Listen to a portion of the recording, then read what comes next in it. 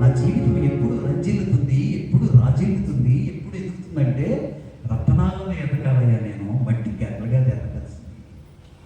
ఆ రత్నాలు ఎక్కడ దొరుకుతాయి? కంటో పాటలు బాగొచ్చు. మాటలే అర్థం కావు మనకి, మాటలే ఆలోచన చేయాలి.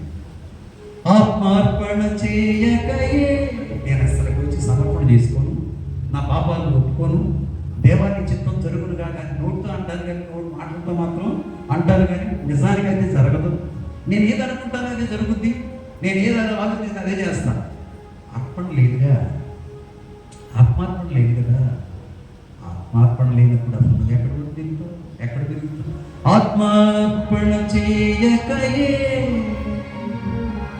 ఆశించి నీ చెవిని.